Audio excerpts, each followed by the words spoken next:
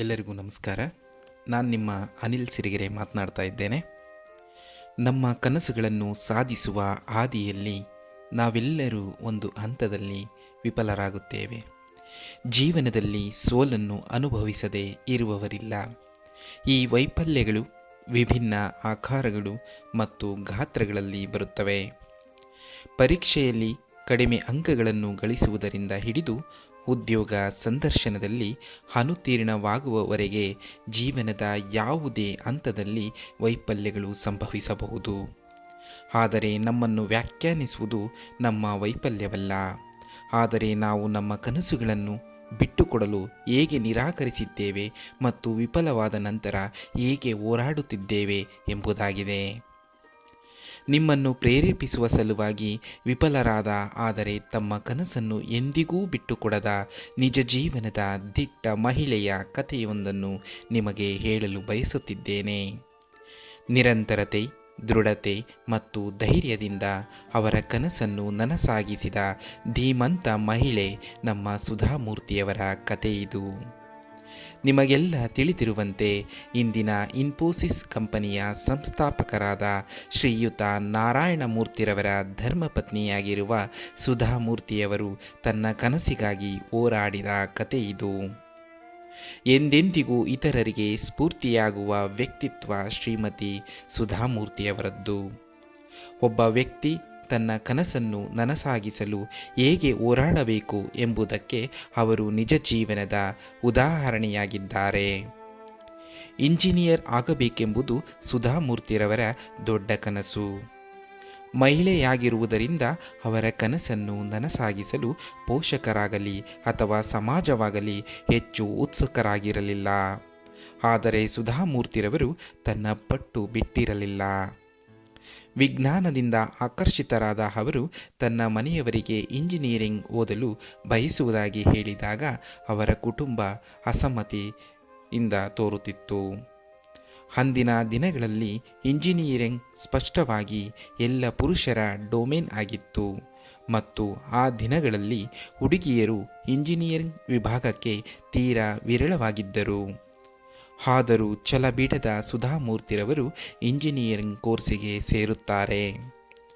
ಸುಧಾಮೂರ್ತಿಯವರ ಪ್ರಾಂಶುಪಾಲರು ಸುಧಾಮೂರ್ತಿಯವರ ತಂದೆಗೆ, ಡಾಕ್ಟರ್ ಸಾಹಿಬ್, ನಿಮ್ಮ ಮಗಳು ತುಂಬ ಬುದ್ಧಿವಂತೆ ಮತ್ತು ಆಕೆಗೆ ಅರ್ಹತೆಯ ಕಾರಣಕ್ಕಾಗಿ ನಾವು ಪ್ರವೇಶ ನೀಡುತ್ತಿರುತ್ತೇವೆ. ಆದರೆ ನಮಗೆ ಕೆಲವು ಸಮಸ್ಯೆಗಳಿವೆ ಎಂದು ನಾನು ಹೆದರುತ್ತಿದ್ದೇನೆ. ಕಾಲೇಜಿನಲ್ಲಿ ಒಬ್ಬಳೇ ಹುಡುಗಿ ಇರುತ್ತಾಳೆ. ಅವಳಿಗೆ ಕಷ್ಟ ಆಗುತ್ತೆ. ಮೊದಲನೇದಾಗಿ ನಾವು ಕ್ಯಾಂಪಸ್ನಲ್ಲಿ ಮಹಿಳೆಯರ ಶೌಚಾಲಯವನ್ನು ಹೊಂದಿಲ್ಲ. ಆಕೆಗೆ ವಿಶ್ರಾಂತಿ ಪಡೆಯಲು ನಮ್ಮಲ್ಲಿ ಮಹಿಳೆಯರ ಕೊಠಡಿ ಇಲ್ಲ. ಎರಡನೆಯದಾಗಿ ನಮ್ಮ ಹುಡುಗರು ಅವಳನ್ನು ತೊಂದರೆಗೊಳಿಸುತ್ತಾರೆ ಎಂದು ನನಗೆ ಅನಿಸುತ್ತಿದೆ ಎನ್ನುತ್ತಾರೆ.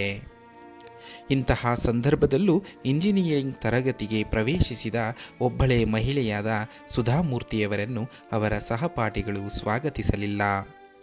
ಸುಧಾಮೂರ್ತಿಯವರು ನೆಲ ಅಂತಸ್ತಿನ ಕೋಣೆಗೆ ಪ್ರವೇಶಿಸಿದಾಗ ಅವರನ್ನು ಒಂದು ರೀತಿಯ ವಿಲಕ್ಷಣ ಪ್ರಾಣಿಯಂತೆ 149 ಜೋಡಿ ಕಣ್ಣುಗಳು ನೋಡುತ್ತಿದ್ದವು. ಈ ಮೃಗಾಲಯದಲ್ಲಿ ನಾನು 150ನೇ ಪ್ರಾಣಿ ಎಂದುಕೊಂಡರು ಸುಧಾಮೂರ್ತಿರವರು. ಅವರಲ್ಲಿ ಕೆಲವರು ಶಿಳ್ಳೆ ಹೊಡೆಯುತ್ತಿದ್ದರು. ಆದರೆ ಸುಧಾಮೂರ್ತಿಯವರು ನೇರವಾಗಿ ಕುಳಿತುಕೊಳ್ಳಲು ಸ್ಥಳಕ್ಕಾಗಿ ನೋಡುತ್ತಿದ್ದರು.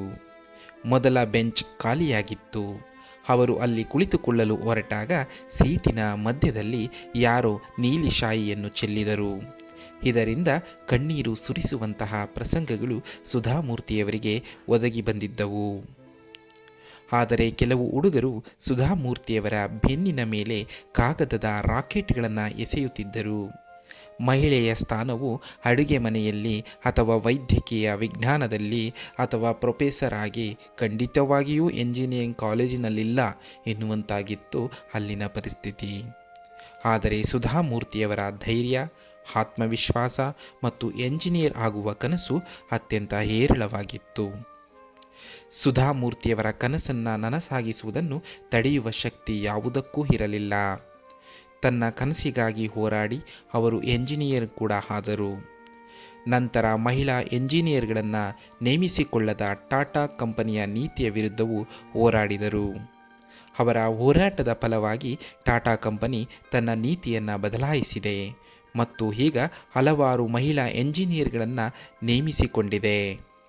ಸುಧಾಮೂರ್ತಿಯವರು ತನ್ನ ಕನಸುಗಳನ್ನು ಮತ್ತು ತನ್ನನ್ನು ಎಂದಿಗೂ ಬಿಟ್ಟುಕೊಡಲಿಲ್ಲ. ಹುಡುಗರು ಅವರನ್ನು ಎಷ್ಟೇ ಕೆಣಕಿದರೂ ಅವರು ತನ್ನ ಅಧ್ಯಯನವನ್ನು ಮುಂದುವರಿಸಿದರು ಮತ್ತು ವಿಶ್ವವಿದ್ಯಾನಿಲಯದಲ್ಲಿ ಮೊದಲ ರ್ಯಾಂಕ್ ಗಳಿಸುವ ಮೂಲಕ ಅದನ್ನು ಹುಡುಗರಿಗೆ ಹಿಂದಿರುಗಿಸಿದರು.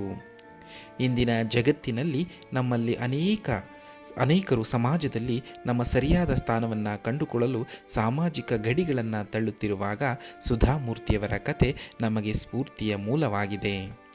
ನಿರಂತರವಾಗಿ ಉಳಿಯಲು ಇದು ಒಂದು ಬಲವಾದ ಪಾಠವಾಗಿದೆ ಮತ್ತು ಮುಖ್ಯವಾಗಿ ನಿಮ್ಮ ಕನಸುಗಳ ದಾರಿಯಲ್ಲಿ ಯಾರನ್ನು ಬರಲು ಬಿಡಬೇಡಿ, ಅವರು ಯಾರೇ ಆಗಿರಲಿ.